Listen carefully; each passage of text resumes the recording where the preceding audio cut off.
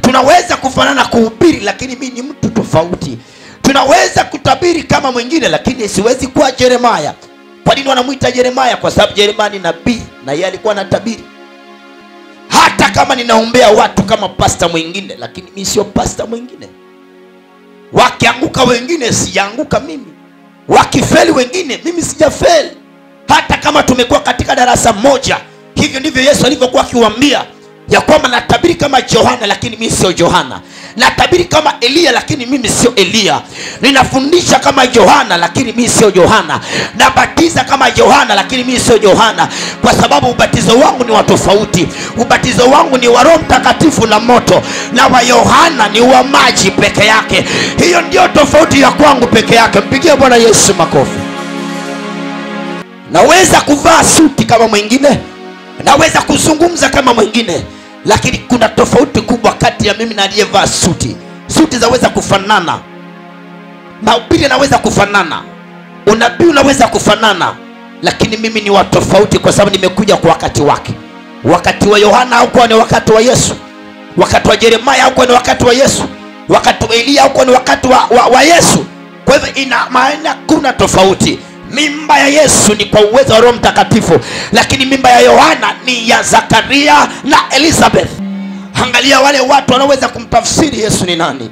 Yesu akamwambia ahadi moja, akamwambia kuanzia hivi sasa wewe hautaitwa tena, wewe hautaitwa tena. Akasema wewe hautaitwa tena. Anasema nami nakwambia wewe ndiwe Petro, na juu ya mwamba huu nitalijenga kanisa langu, wala milango ya kuzimu haitaweza kushindana nalo. Nisikilize vizuri. Ukimjua Yesu ni nani katika maisha yako, jina lako linabadilika mara moja. Maandiko yanasema kwamba huyu kabla hajaitwa Petro alikuwa anaitwa Simoni. Ina maana kwamba alipoona huyu bwana ana neema ya kufahamu, ana neema ya kunitambua, ana kibali cha kunijua, jina lake likaanza kubadilika. Kuanzia siku ile akaanza kuitwa Petro Simoni. Hakuitwa tena Simoni Petro, akaanza kuitwa Petro, yani Petro, yani Petro, yani maana ya Petro ni mwamba. Alafu Yesu akamwambia katika mwamba huu nitalijenga kanisa langu, wala milango ya kuzimu haitaweza kushindana nalo.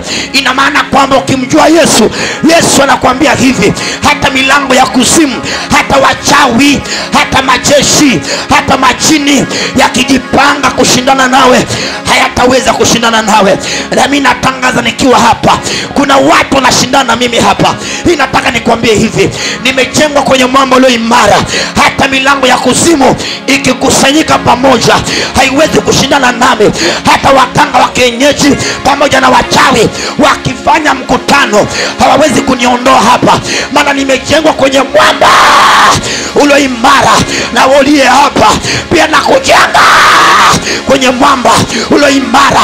Hata wachawi, wakanga, wasoma nyota wakijaribu kushindana nawe, nataka nikwambie na mapema, hawataweza maisha yako, hawataweza nyota yako, hawataweza maisha yako, hawataweza nyota yako, hawataweza maisha yako. Na kuanzia leo natangaza hapa, yeyote anayeshindana nawe, upanga wa Bwana upite juu yake.